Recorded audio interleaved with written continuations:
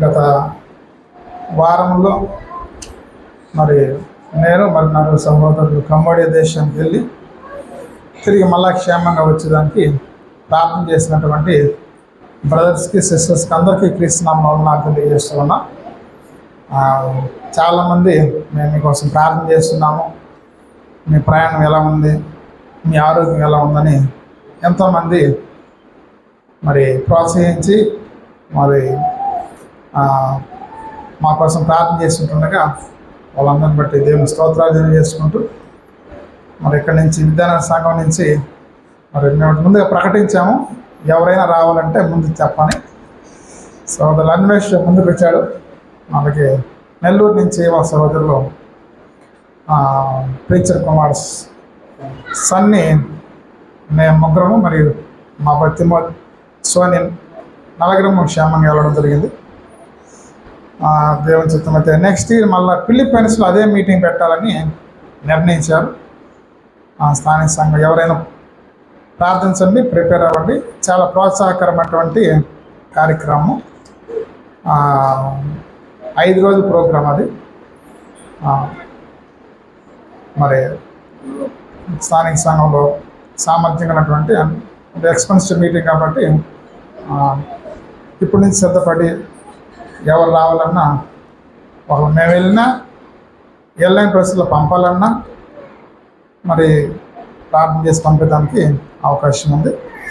ఆరాధన కార్యక్రమంలో ఈరోజు మనం దేవుని యొక్క వాక్యం ధ్యానించుటకు అపోస్తల బోధలో ఉంటున్నది. మరి స్థానిక సంఘంలో కొంతమంది సహోదరులు ఈరోజు నెల్లూరులో అటెండ్ అయ్యేదానికి ప్రసాద్ బదులు వెళ్ళడం జరిగింది. ఇంకా ఎవరైతే రావాలన్నారో వాళ్ళందరి కోసం కూడా ప్రార్థన చేసి వాక్యం ధ్యానించుకుందాం. అందరి తలలో చెప్పితే ప్రార్థన చేసుకుందాం.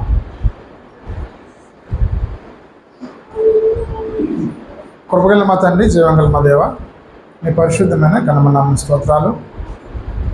ఈ యొక్క ప్రభుదినాన మమ్మల్ని అందరూ కూడా క్షేమంగా మీ సన్నిధిలో నడిపించినందుకు స్తోత్రాలు. ఆరాధన కార్యక్రమం ఇంతవరకు మీ అధ్యక్షత జయపురం నడిపిస్తున్న దాన్ని బట్టి మీ స్తోత్రాలైనా. మా సృష్టికర్త దేవుడని మీరు పూజకు యోగులని మరోసారి జ్ఞాపకం చేసుకొని మీ కుమారుని ద్వారా మిమ్మల్ని సేవించి మహిమపరచుటకు మాకు ఇచ్చిన అవకాశం పడి స్తోత్రాలు. కీర్తన నడిపించిన సహోదరుని మీరు జ్ఞాపకం చేసుకోండి. మరికొ నూతన కీర్తనలతో మిమ్మల్ని స్తుతించుటకు, మిమ్మల్ని గణపరచుటకు, పూజించుటకు, సేవించుటకు సహాయం చేయండి. ఆరాధన కార్యక్రమంలో ఈ కీర్తనల విషయంలో మరి ఎక్కువగా మేము బలపరచుకున్నట్లు సహాయం చేయండి. మేము పాడే కీర్తనలు అర్థవంతంగా అనాలోచితంగా పాడకుండా కావాల్సిన జ్ఞానం దయచేయండి. మా పరలోక తండ్రి, వాకి పట్టణం చదివిన బిడ్డలు బట్టి మీ స్తోత్రాలు. ఈ సమయంలో వాక్యం ధ్యానించుటకు మీ ముందు మేము తలలోంచి ప్రార్థిస్తుండగా ఈ పరిశుద్ధ లేఖనాల్లో అనుగ్రహించుకున్న ప్రతి వాక్యం కూడా ఎంతో విలువైనటువంటిది. మా ఆత్మ కావాల్సిన ఆహారం ఈ యొక్క గ్రంథంలో పొందుపరిచినట్టుగా అనాలోచితంగా మేము మీ వాక్యం ధ్యానించగా మీ వాక్యం పట్ల లక్ష్యం ఉంచి వాటి విలువను గుర్తిరిగి జాగ్రత్తగా పరిశీలించుటకు మీ వాక్యం ద్వారా ప్రోత్సహించబట్టుకు సహాయం చేయండి. మా ప్రియ సహోదరి సహోదరులు ఆ స్థలాల నుంచి మీ సన్నిధిలోనికి వచ్చినట్టుగా ఏ ఒక్కరు వాటి ఇక్కడి నుంచి అయినా ఒట్టి చేతులు తెల్లకుండా మీ వాక్యాన్ని మోసుకెళ్ళేటువంటి కృపను విస్తరణ చేయమని మనం చేసుకుంటూ ఈ వాక్య పరిసర అంతట్లో ఈ పరిశుద్ధాత్మ నడిపి మాకు అనుగ్రహించమని క్రీస్తు నామములో ఈ ప్రార్థన అడిగి పెట్టుకున్నా తండ్రి. సామెతల గ్రంథము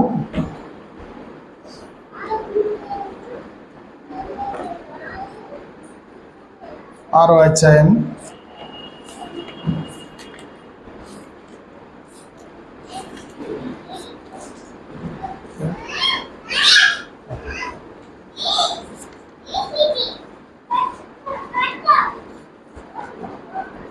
'పరిశుద్ధ గ్రంథంలో దేవుడు మనం ఆత్మ సంబంధంగా కొన్ని విషయాలు నేర్చుకుంటూ అనేకమైనటువంటి ఉపమానాల ద్వారా, సాదృశ్యాల ద్వారా మాట్లాడినటువంటి సందేశాలను మనం చూస్తాం.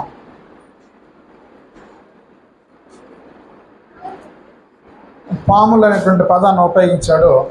మీరు ఎలా వివేకంగా ఉండాలనో పాముల ద్వారా నేర్పించాడు. పావురం అనే పక్షిని ఉపయోగించాడు. ఆ పావురం అనే పక్షి నుంచి మీరు ఎలాగా మరి నిష్కపటుగా ఉండాలో తెలియజేశాడు. ఆకాశ పక్షులను చూపించాడు. మరి ఆ విత్తవు కోయవు కొట్టలో కూర్చుకొనవు అని దాని గురించి మనకు ఒక పాఠాన్ని నేర్పించాడు. ఇర్మియాని కుమ్మరవాని ఇంటికి వెళ్ళమన్నాడు. మరి అక్కడి నుంచి ఒక పాఠాన్ని నేర్పించాడు. యేసుక్రీస్తు వారు అడవి పువ్వులు చూపించాడు. వాటి ద్వారా పాఠాన్ని నేర్పించాడు. ఇట్లా బైబిల్లో చిన్నపిల్లలను చూపించాడు. వాళ్ళ గురించి ఒక పాఠం నేర్పించాడు. విత్తువానికి ఉపమానం చెప్పాడు. 4 రకాలైనటువంటి పొలాలు చూపించాడు. అందు నుంచి ఒక పాఠాన్ని నేర్పించాడు.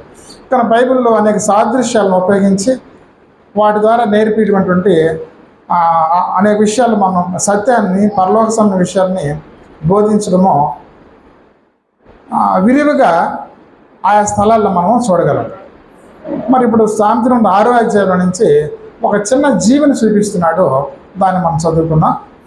6వ అధ్యాయము 6వ వచనం నుంచి.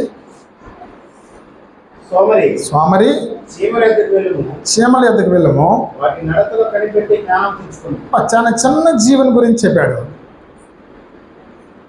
ఈ భూమి ఉన్న మానవుల్ని ఉద్దేశించి మనకు కావాల్సినటువంటి జ్ఞానాన్ని ఎక్కడ తెచ్చుకోమన్నాడో, ఏ జీవని చూపిస్తున్నాడో మరి ఆ చీమల ఎద్దకు వెళ్ళము. బైబిల్ ఎక్కడ కూడా ఏదో నాకు సాదృశ్యం వాడినట్లయితే అదేంది మనకు తెలియదు అనేది అని లేదు. ఆకాశ పక్షులను చూడండి అంటే ఆ పక్షులు ఎట్లుంటాయి మాకు తెలియదు అని వాళ్ళేరు. అడవి పువ్వులు చూడమన్నంటే అవి ఏంటో మనకు తెలియదు అనేటువంటి వాళ్ళేరు. మరి ఇక్కడ చీమల ఎద్దకు వెళ్ళమంటే చీమలు తెలియని వాళ్ళు ఎవరుంటారు? ప్రతి ఇంట్లో, ప్రతి వీధిలో, ప్రతి ఊరిలో, ప్రతి దగ్గర చీమల్ని మనం చూస్తాం. కాబట్టి మనుషులందరికీ ఏదైతే బాగా పరిచయమో, బాగా తెలిసినటువంటి ఫెమిలియర్ ఎగ్జాంపుల్స్ అన్నమాట. మనం కొన్నిసార్లు ఏదైనా ఎగ్జాంపుల్ వాడేటప్పుడు ఏదో ఒక మన దేశానికి వెళ్తే మనం ఎవరు చూడనటువంటి ఒక వింతైన దాన్ని తీసుకొచ్చి చెప్పడమో, ఆ ప్రజల్ని ఇంప్రెస్ చేయడమో అలాంటిది యేసుప్రభు చేయలేదు.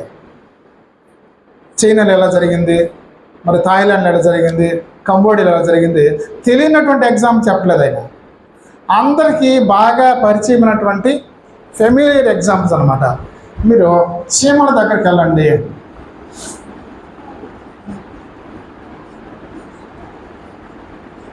కాబట్టి ఈ చీమల దగ్గరికి వెళ్తే మీకు జ్ఞానం సంపాదించుకోవచ్చు అని యేసు మరి ఇక్కడ పరిశుద్ధ గ్రంథంలో సులభను చెప్తున్నాడు.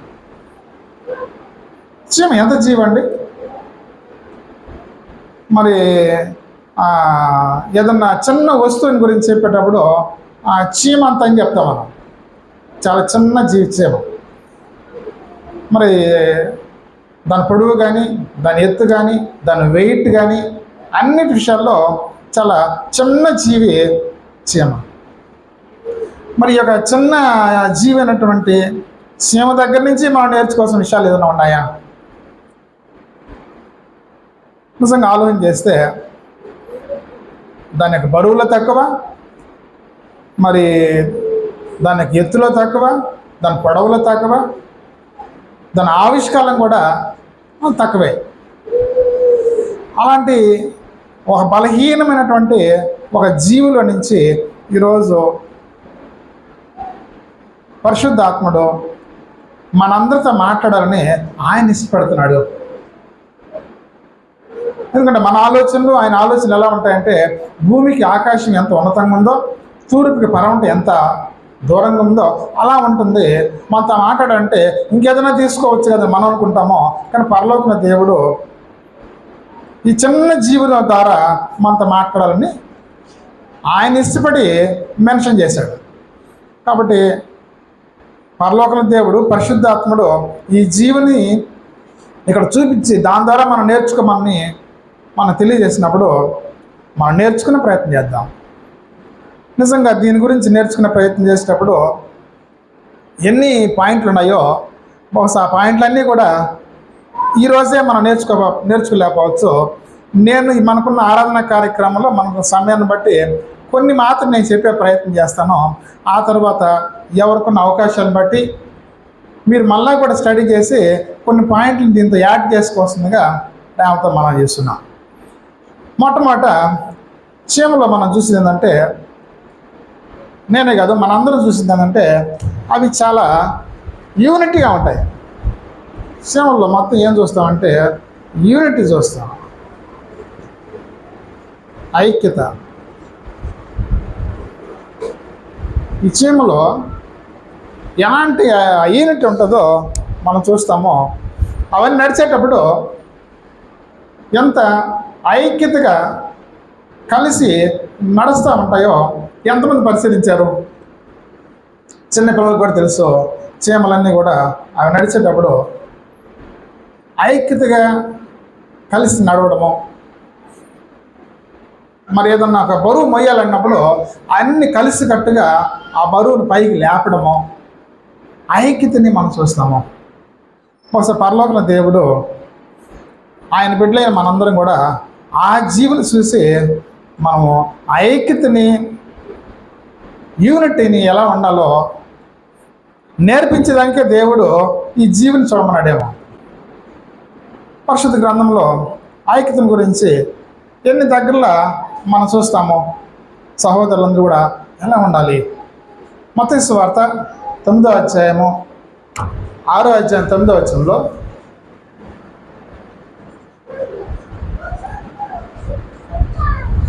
సహోదరులు చదవండి.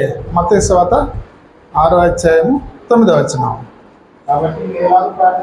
ఇలాగ ప్రార్థన చేయండి, పరలోకమున మా తండ్రి,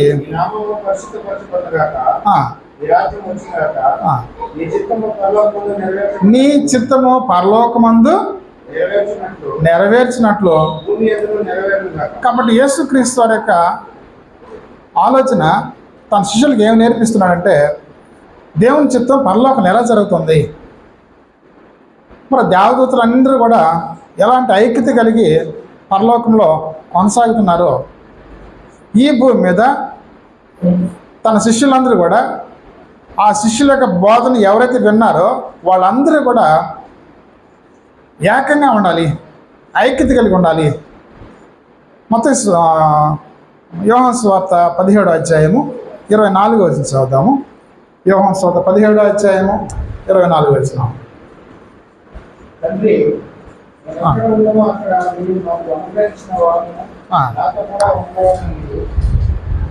నాకు అనుగ్రహించిన నా మహిమను వారు చూడవాలని కోరుచున్నాను.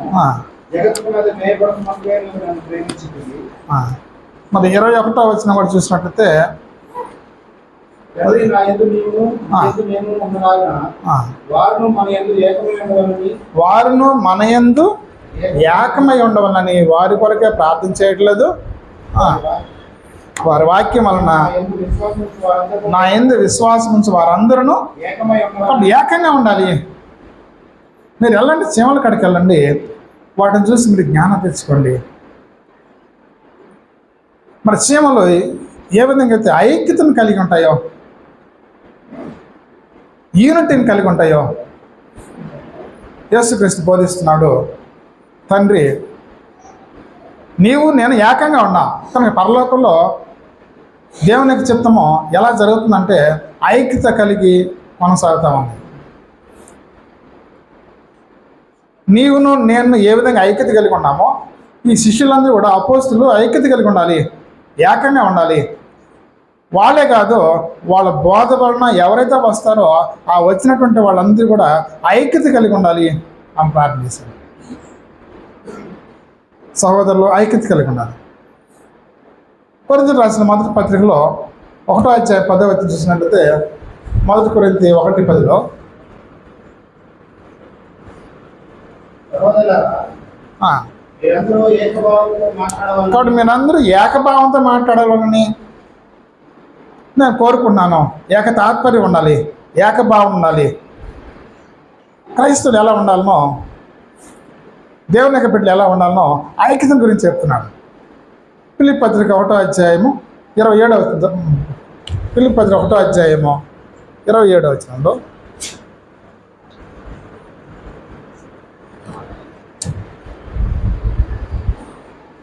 నేను వచ్చి మిమ్మల్ని చూసినను రాకపోయినను మీరు ఏ విషయంలోనూ ఎదిరించు వారికి బెదరక అందరూ ఒక్క భావంతో మీరందరూ ఒక భావంతో సువార్త విశ్వాస పక్షంలో పోరాడుతూ మీరందరూ కూడా ఒక భావంతో స్వార్థ విషయంలో పోరాడేవాడు ఉండాలి. ఏక మనసు కలిగి ఉండాలి, ఏక భావం కలిగి ఉండాలి, ఏక తాత్పర్యం కలిగి ఉండాలి. నేను వచ్చినను నేను రాకపోయాను. ఒకవేళ నేను చెరసాల్లో ఉండి ఇక్కడే నేను చనిపోవాల్సి వస్తే సంఘం మాత్రము, ఫిలిప్పీ సంఘం మాత్రం ఎలా ఉండాలంటే ఏకభావం కలిగి ఉండాలి, ఏక తాత్పర్యం కలిగి ఉండాలి. అందరూ కలిసికట్టుగా సువార్త కొరకు పోరాడవలసిన వారు ఉన్నారు. ఐక్యత కలిగి ఉండాలి, యూనిటీగా ఉండాలి. ఐక్యత గురించి చెప్పాడు. మరి ఈ ఐక్యత విషయంలో, యూనిటీ విషయంలో పరిశుద్ధ గ్రంథంలో మనం చూసినట్లయితే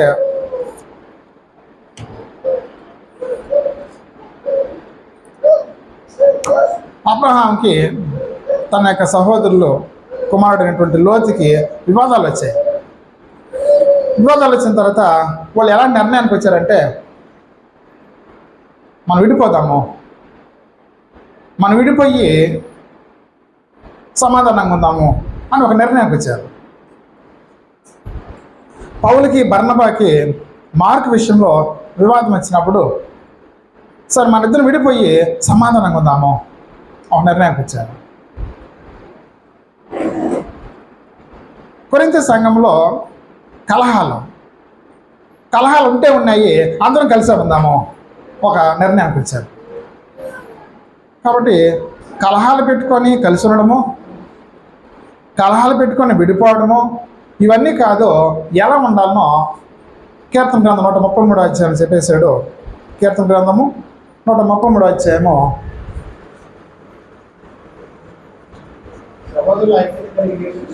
కాబట్టి సహోదరులు ఐక్యత కలిగి ఉండాలి, వాళ్ళు కలిసి నివసించాలి. సహోదరులు ఐక్యత కలిగి నివసించుట ఎంత మేలు, ఎంత మనోహరము. ఇక్కడ చీమల దగ్గర మనం ఏం నేర్చుకుంటామంటే అదొక చిన్న జీవి. ఆ చిన్న జీవి దగ్గర మీకు వెళ్ళండి, ఆ చీమల దగ్గర నుంచి మనం నేర్చుకుంటే ఏం చూస్తామంటే వాటిలో యూనిటీని మనం చూస్తాము, ఐక్యతను మనం చూస్తాము. మరి చీమల దగ్గర మనం ఏం నేర్చుకుంటామంటే ఎక్కువగా చీమల్లో చూసినట్లయితే 6 సామెతల 6 వద్దాము.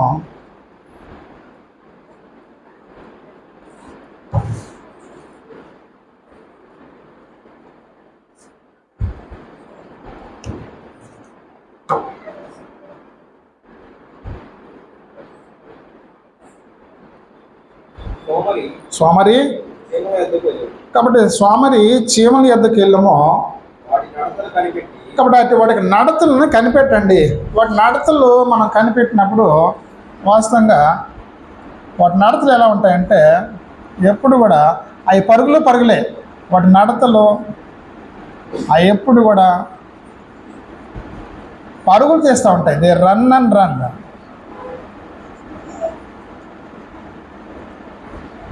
వాటి నడతలను కనిపెట్టండి, పరిగిస్తూ ఉంటాయి. వాడు అన్నాడు స్వామరి. కనుక మానవులు ఈ భూమి మీద స్వామరులుగా ఉండేదానికి అవకాశం లేదు. సామెతలు 22:17 చూసినట్లయితే సామెతలు 22:17 సోమరి బయట సింహం ఉన్నది. ఆ, కాబట్టి సోమరులకి ఏదైనా పని చెప్తే వాళ్ళు ఏం చేస్తారంటే సాకులు చెప్తారనే దానికి ఈ గ్రంథకర్త చెప్తున్నాడు. స్వాములు ఏం చెప్తాడంటే సింహం ఉంది నన్ను చంపేస్తుంది. మరి లేజినెస్ ఎవరికైతే ఉంటుందో వాళ్ళు సాకులు వెతుకుతూ ఉంటారు. సింహాలు ఉండేది అడవుల్లో, అక్కడేం చెప్తానంటే సోమరి ఇంటి బయటలు ఎందుకు ఉంటాయి, కానీ సాకులు చెప్పే వాళ్ళకి ఏదో ఒక సాకు చెప్పాలి. నాకు ఇంటి బయట సింహం ఉంది, అది నన్ను చంపేస్తుంది. వాళ్ళు ఏమన్నా చేయండి, త్వరగా స్నానం చేయండి, పోయి మా చలి నేను చచ్చిపోతున్నా, జలుబు చేస్తుంది. ఏ పనైనా చెప్పండి, దానికి ఏదో ఒకటి ఏం చేస్తారంటే సాకులు చెప్తూ ఉంటారనమాట వాళ్ళు. అదే మీరు చీమల దగ్గరికి వెళ్ళండి, చీమలు ఏమాత్రము స్వామరులుగా పడుకోకుండా అవి వాటి నడతను చూసినట్లయితే అవి చాలా పరిగిస్తూ ఉంటాయి, చాలా చురుగ్గా ఉంటాయి. చీమలు చురుకు దళంగినటువంటి జీవిగా మనం చూస్తాం. యాక్టివ్నెస్, చాలా హుషారుగా. మరి అవి పరుగులు తీయడము దేవుడు చూడండి ఒక చిన్న జీవి దగ్గరికి వెళ్ళమంటాడు ఆయన. యోనా ఆ సొర చెట్టు ఆ పురుగు దగ్గరికి వెళ్ళు, ఆ పురుగు నీకు నేర్పిస్తుంది. మనల్ని ఎక్కడికి వెళ్ళమన్నంటే చీమల దగ్గరికి వెళ్ళండి, అవి ఎలా పరిగిస్తూ ఉంటాయి. ఈరోజు మనందరి జీవితంలో ఒకసారి ఆలోచన చేసినట్లయితే మనం దేవుని పని విషయంలో ఆత్మ సంబంధమైనటువంటి పోరాటంలో మన పరుగు ఎలా ఉంది. అపోస్తలుడైన పౌలు ఎలా పరిగిస్తున్నాడు చెప్తాడు. నేను నిరంతరం పరిగిస్తున్నా అంటాడు. ఫిలిప్పీ పత్రిక 3వ అధ్యాయము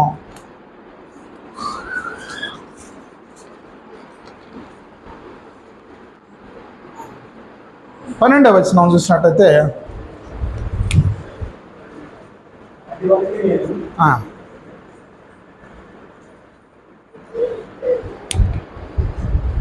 ఫిలిప్పీ పత్రిక 3వ అధ్యాయము 12వ వచనం. ఇదివరకే నేను గెలిచితినే నేనును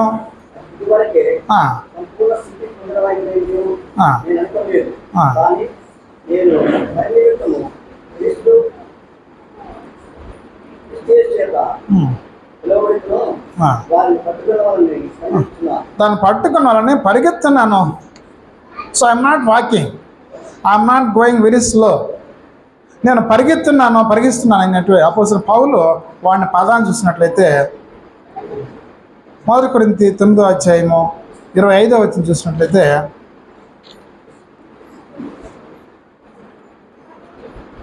ఇరవై 24వ వచనం కూడా బహుమానం పొందినట్లుగా పరిగెత్తండి, మీరు పరిగెత్తండి.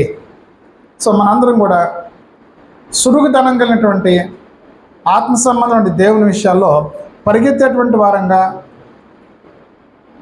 సురుగుదనం కలిగినటువంటి వారంగా, దేవుని పని విషయం అశ్రద్ధ చేయకుండా కొనసాగే వాళ్ళంగా ఉండాలన్నటువంటి ఒక మంచి పాఠాన్ని ఈ చీమల దగ్గర నుంచి మనం నేర్చుకుంటాం.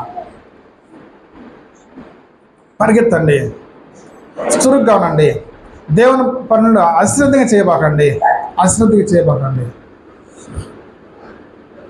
వాస్తవానికి మా కంబోడియా ట్రిప్లో ఒక ప్రమాదం జరిగింది. ఆ ప్రమాదం జరిగినప్పుడు ఒక అమెరికన్ మిషనరీ చెప్పిన మాట చూడండి, ప్రమాదం జరిగిందంటే చనిపోతే ఇంక మనం ఏం చేయలేము. After death we do nothing. మరి చనిపోతే ఇక మనం ఏం చేయలేం కదా. చనిపోయిన మనుషుల నుంచి నువ్వు బైబిల్ చదవాలన్నా చదవలేవు, ఎవరిని బోధించాలన్నా బోధించలేవు, ఎవరికైనా సువార్త చెప్పాలని చెప్పలేవు, సువార్తకుడికి వెళ్ళాలని వెళ్ళలేవు, బైబిల్ క్లాస్ రావాలన్నా రాలేవు, ఆరాధనకు వచ్చి కీర్తనలు పాడే ముందుగానే ప్రారంభ ప్రార్థనలను కలుసుకోవాలి అని అనుకున్నా రాలేవు. ఆ కీర్తన పాడేటప్పుడు అనాలోచితంగా పాడకూడదు, ప్రిపేర్ అయ్యి ప్రతి వాక్యాన్ని శ్రద్ధ పెట్టి మనసు పెట్టి పాడాలి. ఇంక నువ్వు ఎంత ప్రిపేర్ అవ్వాలనుకున్నా ఇంకా అవకాశం లేదు. స్థానిక సంఘంలో అయ్యో ఒక విధవరాలు ఎంతో దూరం నుంచి వస్తుంది, ఆమెను ఒక్కసారి కూడా నేను హగ్ చేసుకోలేకపోయాను, కౌగిలించి మరి ఆమెని నా ప్రేమను ఆప్యాయతను చూపించలేకపోయాను, ఇంకోసారి ఆమెని పట్టుకొని అప్రిషియేట్ చేయలేకపోయాను, ఇంక నువ్వేమనుకున్నా చేయలేవు. కాబట్టి ఏదైనా చేయాలనుకుంటే బ్రతుకున్నప్పుడే, ఈ శరీరంలో బ్రతుకున్నప్పుడే మనం ఏమైనా చేయగలము. ఆ మాట చెప్పినప్పుడు నిజంగా నేను షాక్ అయ్యాను. అవును కదా, చనిపోతే నేనేం చేయలేము, మనం ఎప్పుడు వస్తుంది, ఎనీ టైం ఇట్ మెక్క. ఎంతమంది ఈ రోజుల్లో బాగా ఉన్నవాళ్ళు మరి గుండె సమస్య చనిపోతున్నారు, అనారోగ్యానికి చనిపోతున్నారు. కాబట్టి వాళ్ళకంటే మనం ఏం గొప్పవాళ్ళం కాదు. మనకు కూడా మరి హెబ్రీ పత్రిక 9:27 చెప్పాడు, మనుషులందరూ ఒకసారి. హెబ్రీ పత్రిక 9:27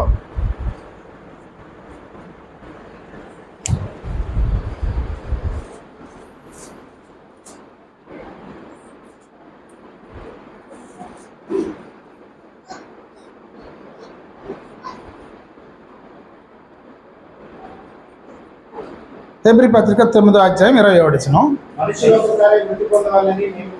మనుషులందరూ ఒకసారి మృతి మనం నియమించబడను, అంతే ఆ తర్వాత తీర్పు జరుగుతుంది. మళ్ళీ మనము మన క్రియలు పెంచుకుందాము జీవ గ్రంథంలో. అంటే మనం చనిపోయినప్పుడు మన క్రియలు మనతో వస్తాయని చెప్పాడు కదా. ప్రకటన గ్రంథము 14:17 చదువుదాం.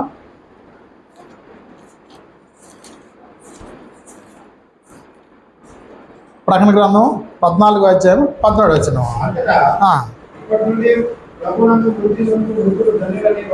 సో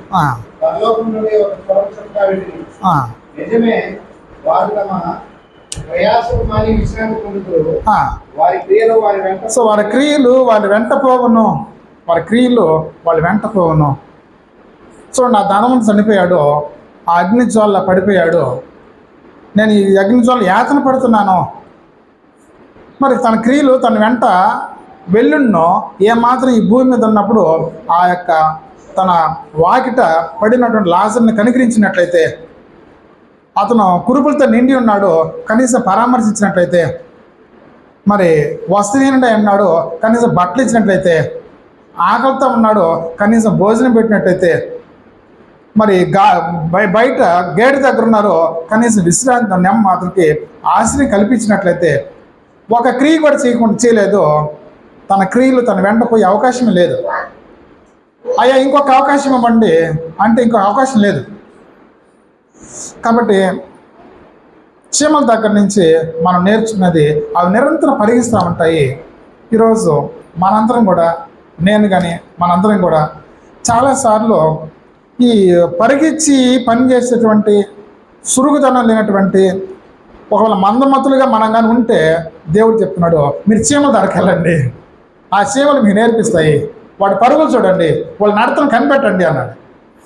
చీమల దగ్గర నుంచి మనం ఏమి నేర్చుకుంటామో ఒకసారి కానీ ఆలోచన చేసినట్లయితే, సామెతల గ్రంథము 30:25 చదువుదాం.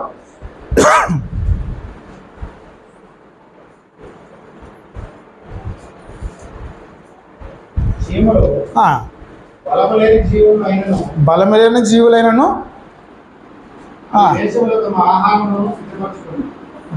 వేసవి కాలంలో వాటికి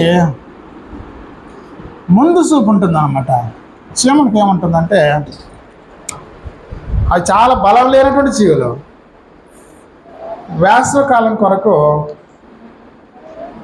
లేదా చలికాలము వర్షాకాలం వస్తే వాటికి కావాల్సిన ఫుడ్ మెటీరియల్ అన్నిటిని కూడా ఎప్పుడు సమకూర్చుకుంటాయంటే, మరి అవి వేసవికాలంలోనే సమకూర్చుకోవడం అనేటువంటిది మనం చూస్తాం. దేవుడు చెప్తున్నాడు, చీమలు చూడండి అవి బలం లేనటువంటి జీవులైనను వేసవికాలంలో ఫుడ్ని సమకూర్చుకుంటాయి.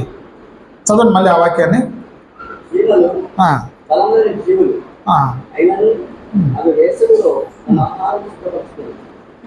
కాబట్టి బలం లేని జీవులు వేసవిలో ఆహారం సిద్ధపరచుకుంటాయి. ఏ సీజన్ అయితే కన్వీనియంట్ ఉందో ఆ సీజన్ని వాటిని అనుకూలంగా మార్చుకున్నటువంటి ఆ ప్రక్రియ ఆ యొక్క చిన్న జీవులో మనం చూస్తాము. మరి మీకు చీమల ఎద్దకు వెళ్ళండి, చీమల దగ్గర నేర్చుకోమన్నాడంటే ఈ ఆలోచనల నుంచి మనందరం కూడా యేసుక్రీస్తు చెప్తున్నాడు, మీరు కూడా మీ ధనాన్ని భూమి మీద కూర్చుకోకూడదు. ఈ భూమి మీద చెమటలు దొంగలకు అన్నం వేసి తీసుకెళ్ళిపోతారు, దొంగిలిస్తారు. కాబట్టి మీరేం చేస్తారంటే మీ ధనాన్ని ఎక్కడ కూర్చుకోమన్నాడు? పరలోకంలో కూర్చోండి. మత్తయి సువార్త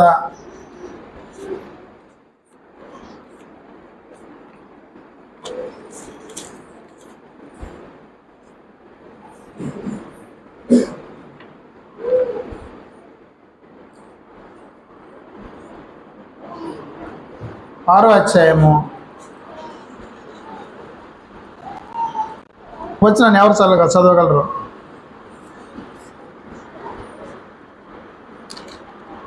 20 వచ్చి చదవమ్మా.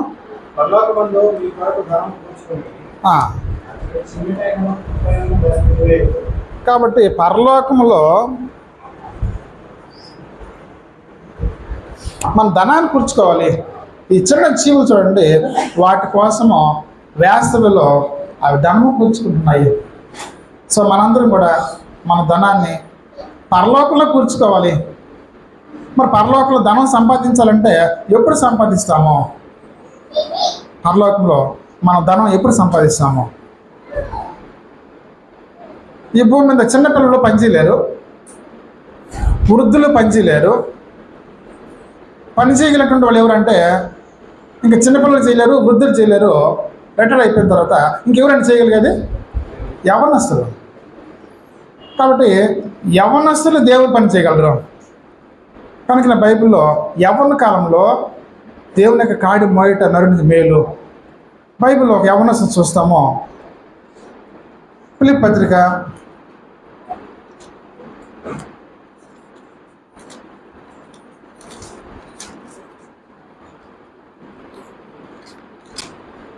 2వ అధ్యాయము 25వ వచనం.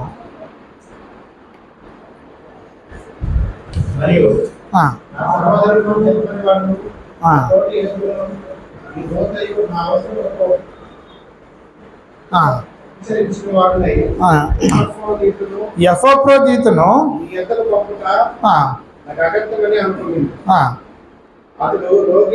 రోగి అయినని మీరు వింటారు కనుక అతడు మిమ్మల్ని అందరినీ ఆపేక్ష గలవాడే విచారణ పడుచున్నాడు. నిజంగా అతడు రోగి అయి చావులకు సిద్ధమై ఉన్నాడు, కానీ దేవుడు అతన్ని కనికరించను. అతని మాత్రమే కాక నాకు దుఃఖం మీద దుఃఖము కలుపుకుంటుటకై నన్ను కనికరించను. మరి ఇక్కడ ఎఫ్రోదితును గురించి మాట్లాడుతున్నాడు. ఫిలిప్పీ సంఘంలో ఒక యవనస్తుడు.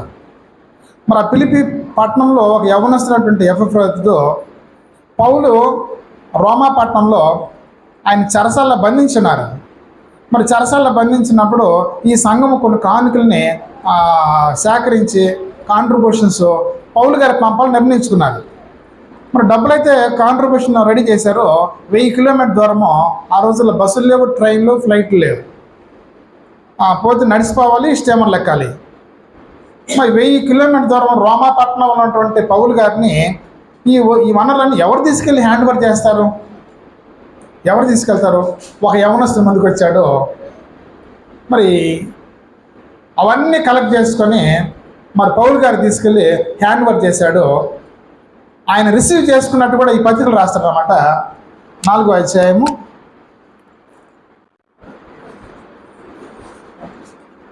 18వ వచనం. 4:18.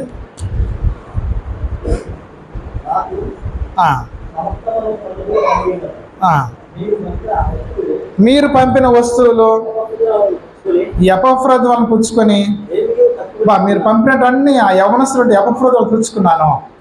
మరి ఆ వస్తువులను తీసుకెళ్ళి ఆ కాంట్రిబ్యూషన్ తీసుకెళ్ళి పౌలు గారి చేతిలో పెట్టేశాడు. ఈ మార్గ మధ్యలో ఎంతమంది దొంగల యొక్క ఆ సమస్య, చలి, మరి వాతావరణం అనానుకూలము, మరి వాటన్నింటిని జయించి తీసుకెళ్ళి పౌలు గారి చేతిలో పెట్టేసిన తర్వాత తన బాడీలో ఇన్ఫెక్షన్ స్టార్ట్ అయిపోయింది. సిక్ అయిపోయాడు. ఎంత సిక్ అయిపోయాడంటే చావుకి దగ్గర వెళ్ళిపోయాడంట. చావుకి దగ్గర వెళ్ళిపోయాడు, చావు సిద్ధంగా ఉన్నాడు. ఒక యవనస్తుడు చూడండి ఎంత సాక్రిఫైస్ చేశాడో. మరి భూమి మీద ప్రభు కొరకు సువార్త కొరకు ఎంత కష్టపడతాడో 100 అంతలో మన పరలోకంలో పొందగలము. ఆ పరలోకం ధనాన్ని కూర్చుకునే దాని కొరకు ఎంత కష్టపడుతున్నాడో ఎపపురత్తు. కనుక చీమలు ఏం చేస్తాయంటే తగిన కాలంలో ఆహారాన్ని సిద్ధపరచుకుంటాయి. మన జీవితంలో కూడా ఏ వయసులో ప్రభు కొరకు ఎంత ఎక్కువ చేయగలమో ఆ వయసులో చేయటమో.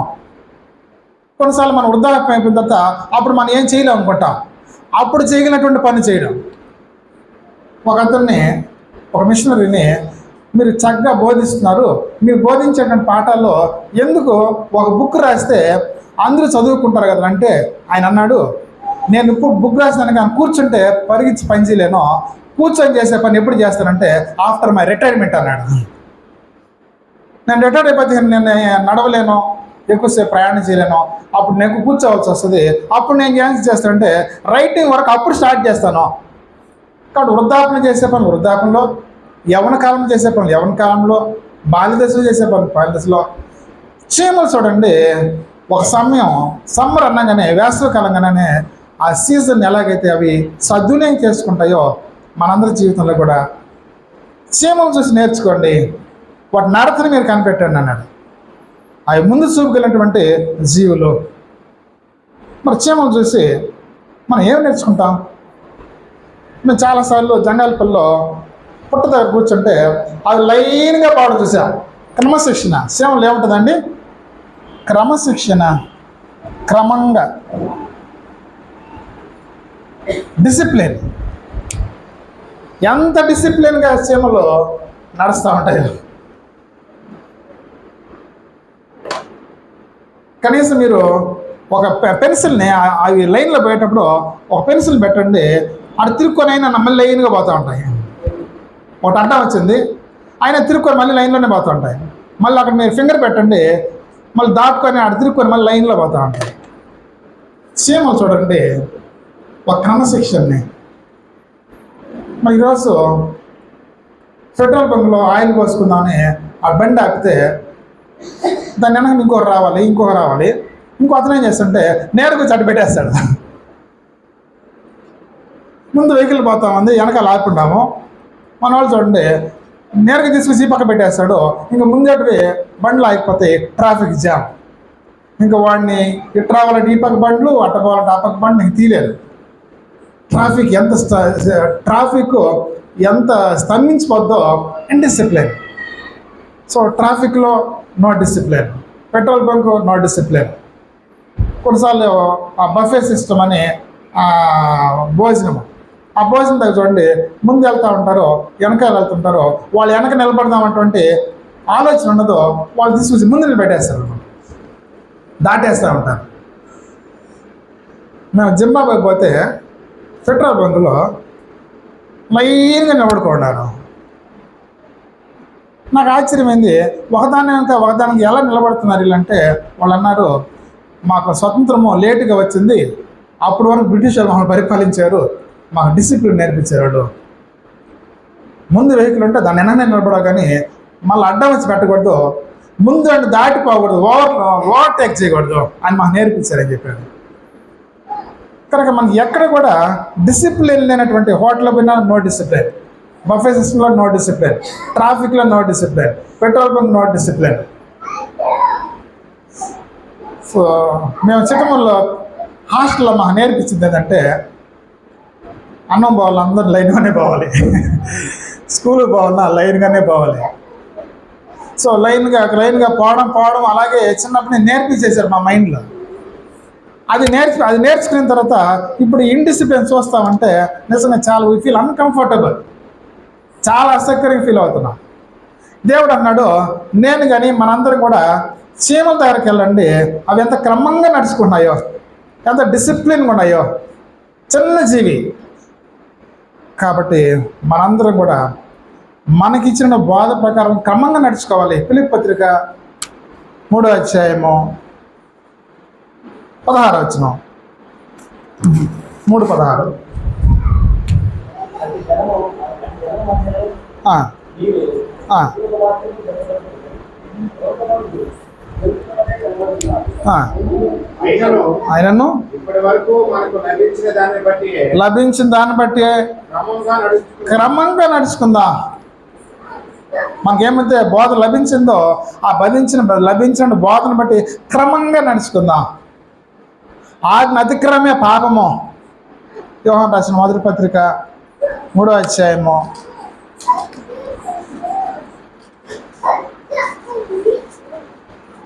4వ వచనం.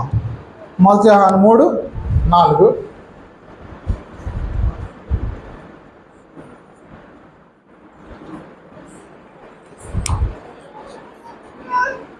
పాపం చేయని వారు ఆజ్ఞను అతిక్రమించును. ఆజ్ఞ అతిక్రమమే పాపం. ఆజ్ఞ అతిక్రమమే. కాబట్టి ఆజ్ఞ మన దేవుడు మనకు ఆజ్ఞాపించినాడు, ఆజ్ఞ ఇచ్చినాడు. వాటి ప్రకారం నడుచుకోవాలి. వాటిని అతిక్రమిస్తే అది పాపము. క్రమంగా నడుచుకోవాలి. సో ట్రాఫిక్ రూల్స్ని అతిక్రమిస్తే అది క్రైమ్, అదొక క్రైమ్, అది నేరం. దేవుడు మనకి ఇచ్చిన నియమం ప్రకారము ఆత్మ సంబంధమైన నియమం ప్రకారం పోరాడాలి. మరి నియమానుసారంగా పోరాడాలి. నియమాన్ని ఉల్లంఘించకుండా పోరాడాలి. కొరింథీయులకు రాసిన మొదటి పత్రిక 9వ అధ్యాయము, మొదటి కొరింథీ 9వ అధ్యాయము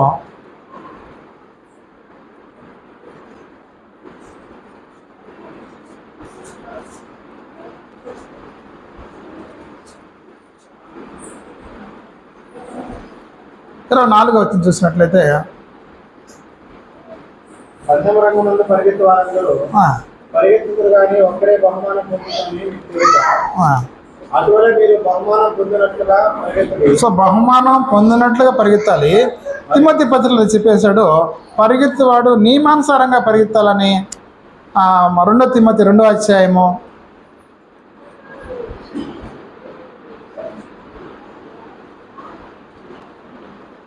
5వ వచనం. 2 తిమోతి 2:5.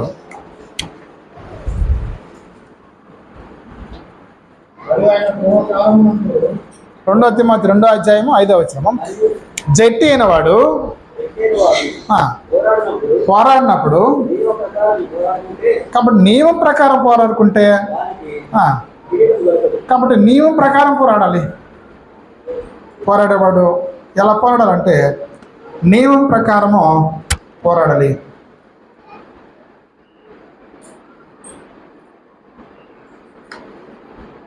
చాలాసార్లు నియమం మనం బోధించబడుతుంది, ఆయన నియమాన్ని ఉల్లంఘించే ప్రయత్నం చేస్తాం. నియమం మనం బోధించబడుతుంది. మీరు ప్రతి ఆదివారము అపోస్తల బోధలో, సహవాసంలో, రొట్టె విరుచులో ప్రార్థించడం ఎడతెక్క ఉండాలి. నా సహోదరులు, మేము నెల్లూరు ఈరోజు బ్యాంక్ ఎగ్జాము, అక్కడ స్థానిక సంఘం ఉందా, మేము రొట్టె విరచాలి, అది నియమం. మరి నియమం ఉన్నా కూడా ఈరోజు మ్యారేజ్కి వెళ్ళిపోతే, హౌస్ డెడికేషన్కి వెళ్ళిపోతే అది నియమాన్ని ఉల్లంఘించిన వాళ్ళు మాత్రం. కాబట్టి చీమలు చూడండి, వాటికి ఒక డిసిప్లిన్ ఉంటుంది. వాటిని చూసి మనము క్రమశిక్షణని నేర్చుకుంటాము. చీమల్లో ఒక అతను వాటి మీద రీసెర్చ్ చేసి రాస్తాడు. అవంతా ఏదన్నా ఒక చీమ సిక్ అయిపోతే వాటికి ఆహారం తీసుకుని పెట్టి పరామర్శిస్తాయంట. బలహీనంగా ఒక చీమ నడవలేకపోతే అవి భుజాన్ని వేసుకుని మోస్తాయంట. కాబట్టి చీమల్లో ఏం స్వభావం ఉంటుందంటే హెల్పింగ్ నేచర్. చీమల్లో ఒకరికొకరికి సహాయపడము, సహాయం చేసేటువంటి ఈ హెల్పింగ్ నేచర్,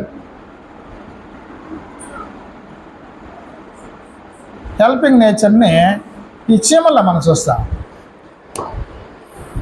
పరిశుద్ధ గ్రంథంలో మరి ఒక చిన్న జీవి, ఆ చిన్న జీవిలో కాకులు కూడా చూడండి, ఒక కాకి కానీ చచ్చిపోతే అన్నీ కూడా అక్కడ వచ్చి సామూహికంగా అరుస్తూ ఎలా కోఆపరేటివ్గా ఉంటాయో, మరి చీమలు ఒక చిన్న జీవి, ఆ జీవి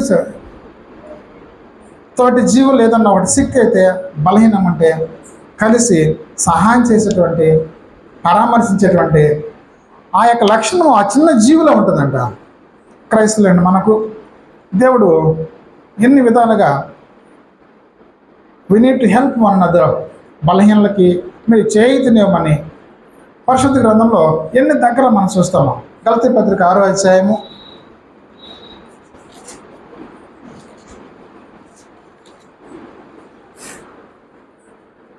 10వ చూద్దాము. కాబట్టి మనకి సమయం దొరికినటువంటి అందరి ఎడలను, విశేషంగా విశ్వాస బ్రహ్మకు చేరిన వారి ఎడలను మేలు చేయండి. కాబట్టి మనందరం మేలు చేసేటువంటి వారికి ఉండాలి, మేలు చేసేవాళ్ళు ఉన్నారు. ఒక స్థానిక సంఘంలో ఒక నియమం పెట్టుకున్నారు, ప్రతిరోజు ఒక సత్క్రియ చేద్దాము. చిన్నదైనా పర్వాలేదు, పెద్దైనా పర్వాలేదు, everyday we will do one good work. మేలు చేయాలి, బలహీనలకి చేయుతనివ్వాలి. ప్రభువైన యేసుక్రీస్తు ఈ భూమి మీద ఉన్నప్పుడు మన మాదిరికరంగా ఎన్ని సత్క్రియలు చేశాడో, ఎంతమందికి ఆయన కనికరం చూపించాడో మరి సువార్తలు ఎన్ని చూస్తాం. లెప్రసీ వాళ్ళ he showed compassion, blind people he showed mercy, అనారోగ్యంలో జ్వరంతో బాధపడుతున్నారా పరామర్శించాడు. మరి జ్వరంతో బాధపడుతుంటే పేతురు అత్త వాళ్ళ ఇంటికి వెళ్ళి ప్రార్థన చేసి స్వస్థపరిచాడు. బాస్ ఈరోజు మనకు ఆ విధంగా స్వస్థపరిచేటువంటి శక్తి మనకు లేకపోవచ్చు, కానీ వెళ్ళి పరామర్శించేటువంటి అవకాశాలు ఉన్నాయి. కాబట్టి చీమల్లో నుంచి మనము ఎన్ని నేర్చుకుంటామో అవన్నీ కూడా సామూహికంగా ఒక టీం వర్క్ చేస్తాయి. చీమలు ఎలా ఉంటాయంటే టీమ్గా పనిచేస్తాయి. చూడండి, టీం వర్క్. ఈ టీం వర్క్ని మనం ఎక్కడ చూస్తామంటే చీమల్లో చూస్తాం. మనం ఒక చిన్న జీవి ఒక బరువైనటువంటి వస్తువుని మోయగలుగుతుందా? అది మోయలేదు. అవేం చేస్తుంటే కలిసికట్టుగా ఆ పని చేయాలంటే ఎన్ని చీమలు అవసరమో వాటికంటే కూడా ఎక్కువ చీమలు సామూహికంగా ఆ పనిని చేయడం మనం చూస్తాం, ఏకీకృతంగా చేయడం మనం చూస్తాం. ఈరోజు మనం ఏదైనా పని చేయాలంటే ఈ పనికి ఏమన్నా కానీ పిలిస్తే క్రెడిట్ వాళ్ళకి పోతుంది, కాబట్టి వాళ్ళకి పోకూడదు. ఈ క్రెడిట్ నాకే ఉండాలి, కాబట్టి నేనే చేయాలి పని అని కొన్నిసార్లు మనం సెల్ఫిష్గా ఆలోచన చేస్తాం. ఇతరుల్ని కలుపుకొని చేసేటువంటి ఆ యొక్క నేచర్ని మనం డెవలప్ చేసుకునే పరిస్థితిలో ఉంటాం. మన పరలోకంలో దేవుడు తెలుసు, మన హృదయంలో దేవునికి ఎంత స్థానం ఉంది, మన దేవుని పట్ల ఎలాంటి మమకారం కలిగి ఉన్నామో, దేవుని పనిచేసే విషయంలో మనం ఎంత ఆసక్తి కలిగి ఉన్నామో దేవుడు ఎరిగి ఉన్నాడు. కాబట్టి దానికి తగినట్టు ఫలితం మనకి ఇస్తాడు. చూడండి, మనం ఎప్పుడైతే సెల్ఫిష్గా ఈ క్రెడిట్ నాకే రావాలి, ఇంకెవరు దీంట్లో ఇన్వాల్వ్ అవ్వకూడదని ఆలోచన చేస్తామో అప్పుడు ఆ చేసే పనిని ఒక చీమ ఒక బరువైన వస్తువుని మోయగలుగుతుందండి, పని అయిపోతుంది. దేవుని యొక్క పని ఎక్కువగా జరిగేదానికి ఆటంకాలుగా మనం మిగిలిపోతాము. ఎందుకంటే దేవుడు సంఘంలో ఒక్కొక్కరికి ఒక్కో టాలెంట్ ఇచ్చాడు. మరి ఒక్కొక్కరికి ఒక తలాంతులు ఇచ్చినప్పుడు ఆ తలాంతులు అన్నిటినీ కాంట్రిబ్యూట్ చేస్తేనే ఒక పని, ఒక మిషన్ మనం ముందుకు తీసుకెళ్ళగలం. ఒక స్కూల్ చూడండి, ఒక స్కూల్ వ్యవస్థ ముందుకెళ్ళాలంటే మరి అక్కడ ఒక అకౌంటెంట్ కావాలి, దానికి ఒక సూపర్వైజర్ కావాలి, మరి అక్కడ ఒక హెల్త్ ఇన్స్పెక్టర్ ఉండాలి. వాళ్ళందరూ కలిసి ఒక మిషన్ని ముందుకు తీసుకెళ్తున్నారు, ఎడ్యుకేషనల్ మిషన్. మరి మనందరితో కూడా గాస్పెల్ మిషన్, ఈ సువార్త పని ముందుకు వెళ్ళాలంటే ఈ పనిలో కూడా అందరి యొక్క టాలెంట్స్ని కాంట్రిబ్యూట్ చేస్తేనే పని ముందుకు వెళ్తుంది. ఒక గాస్పెల్ మీటింగ్ కండక్ట్ చేయాలి, ఒక గాస్పెల్ మీటింగ్ కండక్ట్ చేయాలంటే బలవంతులు అవసరమో, అక్కడ షామన్ వేయాలన్నా, అక్కడ మరి చెట్లు ఏదైనా కొట్టేయాలన్నా నీడ్ బాగా బలం ఉన్నటువంటి వాళ్ళు కావాలి. దాన్ని చక్కగా ఆర్గనైజ్ చేయాలి. మనం ఆర్గనైజ్ చేయాలంటే బయట ఉన్నటువంటి ఏదైనా సమస్యలు వస్తే చక్కగా ఒక పరపతి వెళ్ళినటువంటి నాలెడ్జబుల్ పీపుల్ ఉండాలి. ఇట్లా అందరూ టాలెంట్స్ని ఉపయోగిస్తేనే ఒక గాస్పెల్ మీటింగ్ సక్సెస్ అవుతుంది. చీమల దగ్గరికి వెళ్ళండి, మీరు నేర్చుకోండి. చీమలో టీం వర్క్ ఎలా బిల్డ్ చేస్తాయో మరి మనం కూడా చీమల దగ్గర నుంచి ఈ యొక్క వర్క్ని, టీం వర్క్ని మనం నేర్చుకోగలమని చూస్తున్నాం.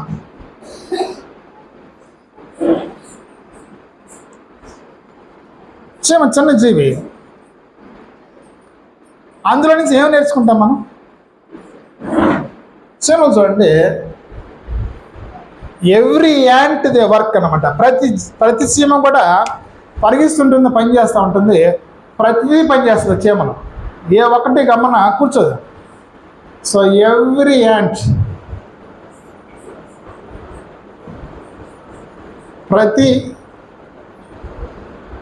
చీమ కూడా తన సామర్థ్యాన్ని బట్టి పనిచేయడం మనం చూస్తామో, స్థానిక సంఘంలో కూడా ప్రతి వ్యక్తి వారికి ఇచ్చిన తలాంతులను బట్టి పనిచేయాలి. అందుకే సంఘాన్ని శరీరంతో పోల్చినాడు.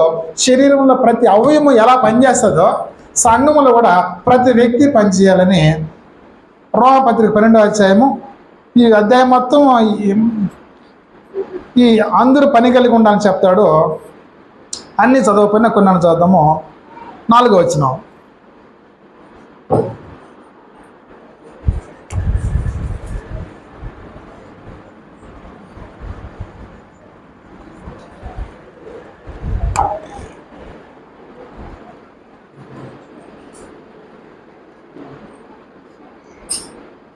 శరీరంలో మనకు అనేక అవయవాలు ఉన్నాయి.